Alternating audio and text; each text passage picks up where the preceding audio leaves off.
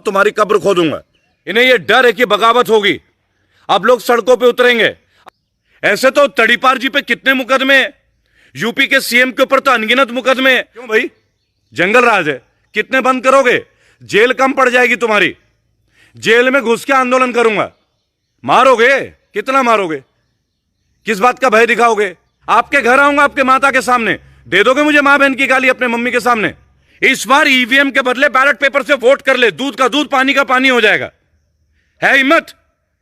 Open challenge, right to recall का permission दे दीजिए। आपके ज्यादातर सांसद जो है ना वापस चले जाएंगे।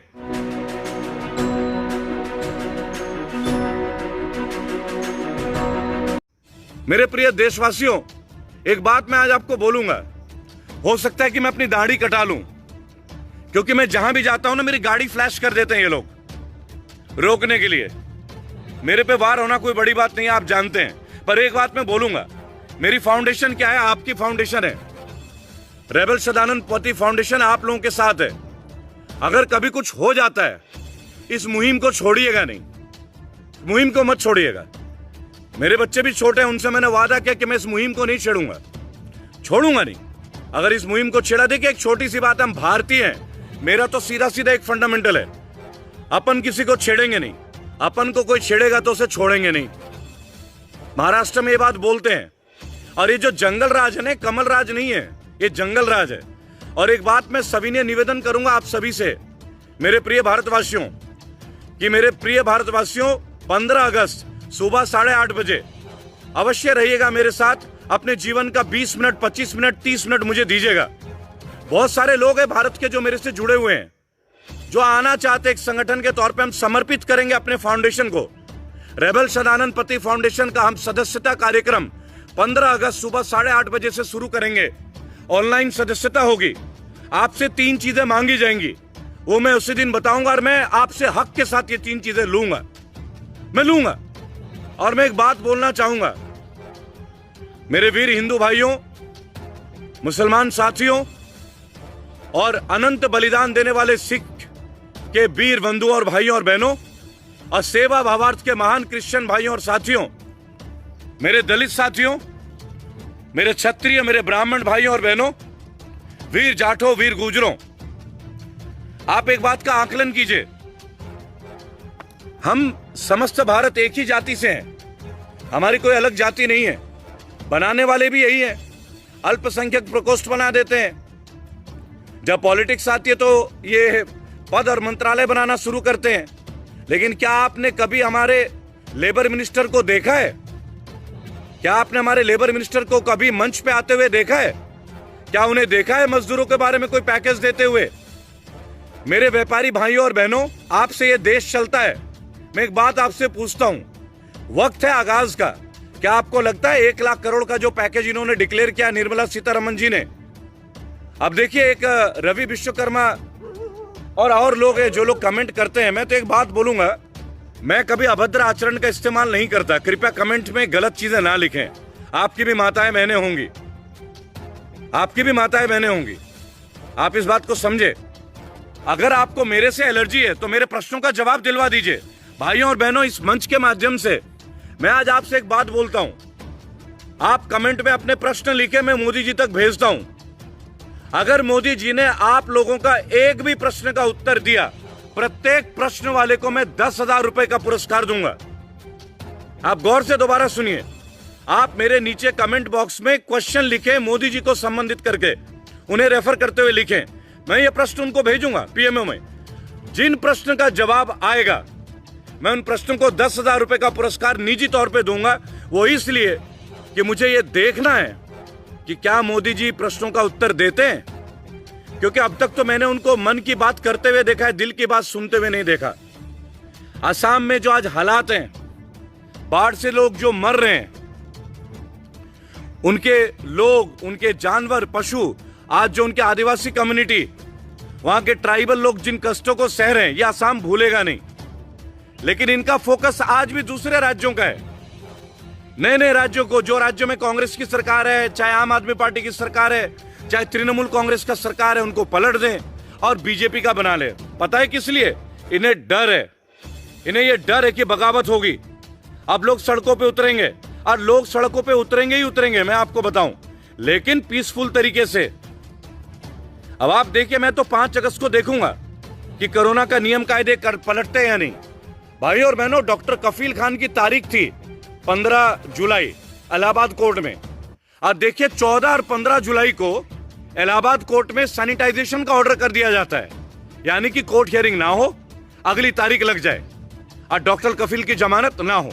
मैं रिपीट करूंगा, डॉक्टर कफील खान जो बंद है जेल में, उनकी तारीख थी 15 जुलाई इलाहाबाद हाई कोर्ट में, प्रयागराज, बराबर। इन्होंने 14 जुलाई और 15 जुलाई को इलाहाबाद में, ऑफिशियल नोटिफिकेशन है मेरे पास, इन्होंने कोर्ट को सैनिटाइजेशन करा दिया। आप इस तरीके से किसी की जमानत रोक दोगे, उसकी भावना को रोक दोगे आप। अरे अगर उनके ऊपर कुछ आरोप है, उन्हें अपने आरोपों के खिलाफ लड़ने का मौका तो दो। कसूरवार है तो फांसी पे चढ़ा देना। ऐसे तो तड़ीपार जी पे कितने मुकदमे, यूपी के सीएम के ऊपर तो अनगिनत मुकदमे, वो कैसे मंत्री बन जाते हैं। कुलदीप सेंगर जी पे तो इतने मुकदमे थे, आज वो जमानत पे छूटे हुए हैं। कुलदीप सेंगर जी जैसे लोगों की जमानत हो जाती है, और डॉक्टर कफील खान जैसा एक त्यागी व्यक्ति, कर्तव्यनिष्ठ आदमी। देखिए, मैं किसी समुदाय का सपोर्ट नहीं करता, मैं अपने देश को सपोर्ट करता हूं, क्योंकि मेरे देश का कोई समुदाय नहीं है। मेरे देश का एक रिलीजन है, भारतीयता, Indian, and I am very proud of it, and I hardly give a dam care about what ever other things and other people से। मुझे ना हिंदुत्व से कुछ लेना है, ना इस्लाम से लेना है, ना कुछ, मुझे मेरे देश से लेना है। मेरा देश पहले है, पहले मेरा देश आता है, बाद में कुछ आएगा। और जहां मेरा देश है वहां मेरे देशवासी है, वहां मेरे देशवासी है। पहली प्रायोरिटी मेरे देश के नागरिकों का, हर भारतीय को। आपने बड़े नाम बदले, प्रयागराज बना दिया। अरे भाई साहब, भारत का नाम बदल दो ना, इंडिया क्यों रखे हुए है? इंडिया तो हमारे देश का नाम ही नहीं है, कर दो भारत। मोदी जी कितना समय ले रहे हो? आपने सरकारी विभागों का उत्तर प्रदेश में रंग बदल दिया। अरे रंग बदलने से क्या होगा जी? काम करके देने होंगे, लोग काम मांगते हैं। आइए आसाम चलिए, चलिए आइए, लोगों का कष्ट दिखा तो आइए ना, बिहार, चंपारण आइए, समस्तीपुर आइए, पटना आइए, हाजीपुर आइए, दरभंगा आइए, कहां आएंगे? नेपाल बॉर्डर पे आइए, कहां, कौन सी जगह बताओ, वहां आते। और देखो जरा बिहारियों की क्या स्थिति हो गई है। कुछ फैसिलिटीज नहीं है, ना गवर्नमेंट की ओर से है। जो भी हम जैसे लोग, आप जैसे लोग भारत में मिलके कर रहे हैं, उससे फर्क पड़ता है। एक्टिविस्टों को जेल में डाल दोगे, क्यों भाई? जंगल राज है, कितने बंद करोगे? जेल कम पड़ जाएगी तुम्हारी। जेल में घुस के आंदोलन करूंगा, मारोगे? कितना मारोगे? किस बात का भय दिखाओगे? गाड़ी का नंबर फ्लैश कर दोगे? कर लो। ये शुभेंदु कुमार पांडा लिखते हैं मेरे को अभी, भाई साहब आओ ना रोड पे, आपकी विचारधारा बदल जाएगी। जब आप देखोगे ना जमीन पे आप लोगों के, आपने तो बीजेपी का आईटी सेल देखा है, व्हाट्सएप पे मैसेजेस देखे हैं, लोगों का दर्द आके देखो, आपको पता चल जाएगा, आपकी विचार बदल जाएगी। मेरे प्रिय देशवासियों, एक रिक्वेस्ट मैं सबसे करूंगा, आप किसी भी पार्टी को माने, लेकिन एक बार आके धरातल पे, जमीनी तौर पे चीजों को देखिए तो सही। अरे प्रश्न तो उठाना चाहिए। ये राजेंद्र सरोज ये लिखते हैं कि तेरे को मिर्च क्यों लग रही है? अरे सरोज जी, मिर्च नहीं लग रही है। आप जो कमेंट लिख रहे हो, मुझे मिर्च नहीं लग रही। मैं भी हिंदुत्व, और मुझे गर्व है हिंदुत्व पे, लेकिन मेरा हिंदुत्व ये नहीं सिखाता कि केवल भाषणों में हिंदुत्व हो। हिंदुत्व सेवा का परमार्थ है। हिंदुत्व का मतलब होता है सेवा भावना। आइए ना, सेवा कीजिए। ऐसे कमेंट करके क्या करना है? मैं तो निकलता हूं रोड पे, मैं तो मिलता हूं। ये देखिए सुजीत चौधरी देश का गद्दार बताते। क्यों भाई? क्यों भाई?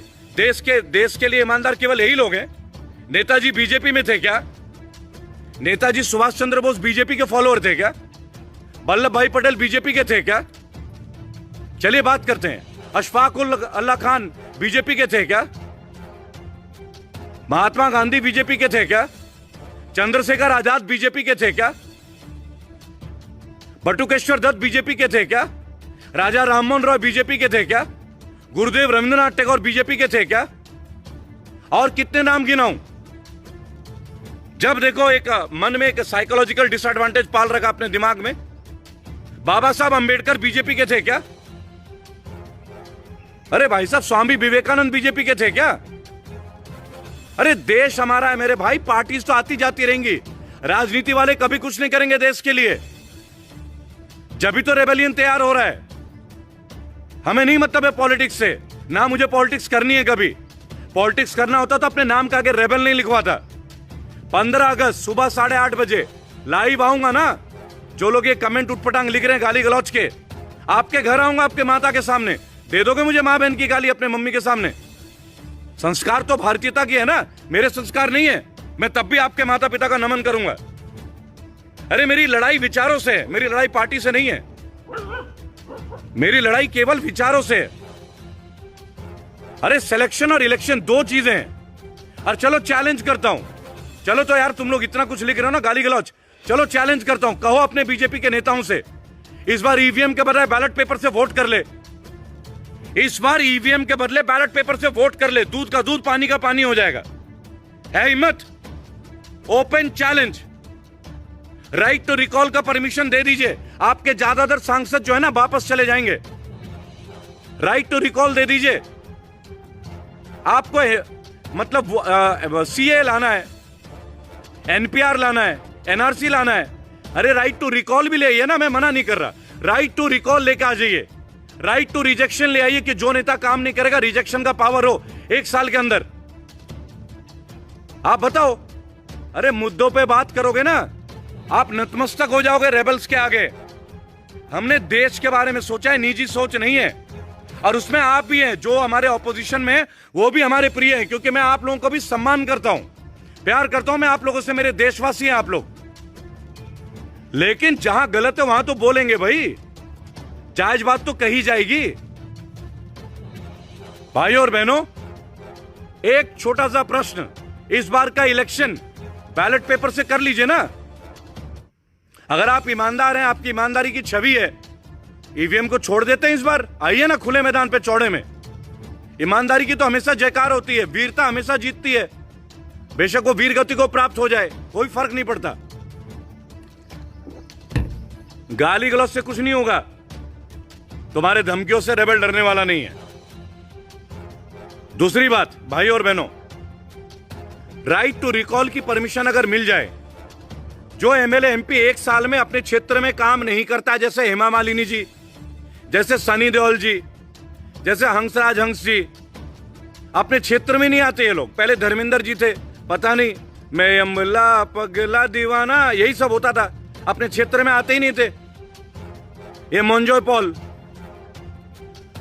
ये लिखते हैं कि हमारी बात सुन के कुत्ते भौंकते हैं।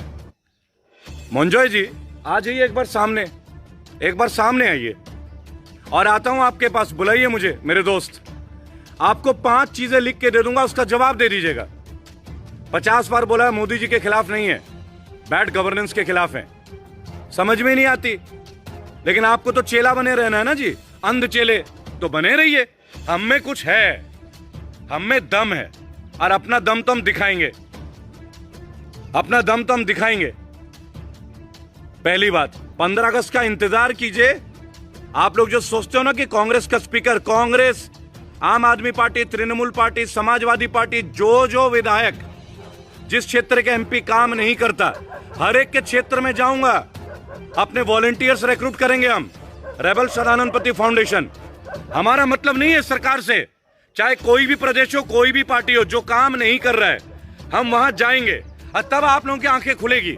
पर एक रिक्वेस्ट है, अपने मोहल्ले के मुसल्ले तो उठाओ, अपने गली मोहल्ले के परेशानियों को तो कहो।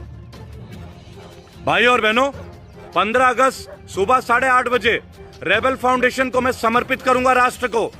हमारी सदस्यता कार्यक्रम शुरू होगी। कृपया करके उस दिन हमारे साथ रहें, हमारे साथ जुड़े। 3 चीजें मांगने वाला हूं 15 अगस्त को, और तीनों चीजें हक के साथ आप लोगों से लूंगा। उस बीच में हर 2-2, 3-3 के बीच आपके बीच रहता ही हूं। मुझे सफर करना होता है। मेरा नंबर 8800092747। मैं रेबल सदानंद पति, अपना पर्सनल नंबर 8800092747 ये नंबर दे रहा हूं। इस पे मैं सारे कॉल नहीं उठा पाता हूं, मैं माफी चाहूंगा, क्योंकि 4 लाख 5 लाख कॉल्स आ जाती हैं, फोन हैंग भी हो जाता है। लेकिन 15 अगस्त के पहले हम सिस्टमैटिक तरीके से सब करेंगे। ऑनलाइन फॉर्म भी हो गया हमारी सदस्यता का। आप आइए, जब देश के हर कोने कोने जिले में हम समस्याओं को लाएंगे पीएमओ तक, तब इनका कान खड़े होंगे, तभी आएंगे प्रशासनिक जिम्मेदारियों पे। तब तक सहयोग कीजिए, आशीर्वाद दीजिए। और मेरे प्रिय ऑपोजिशन के लोगों जो मुझे पसंद नहीं करते, एक बात मैं बोलना चाहूंगा कि मेरे से नफरत मत कीजिए।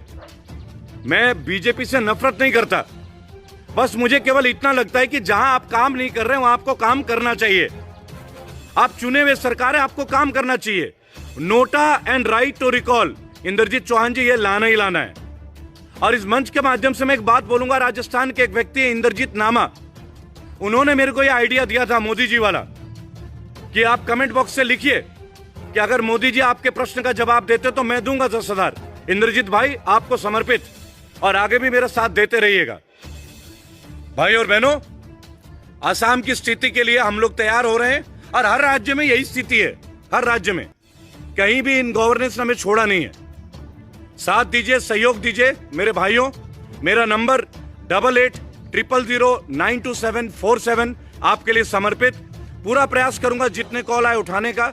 अभी थोड़ी देर के लिए अनरीचेबल है, पहले ही बता दूं, क्योंकि मैं लाइव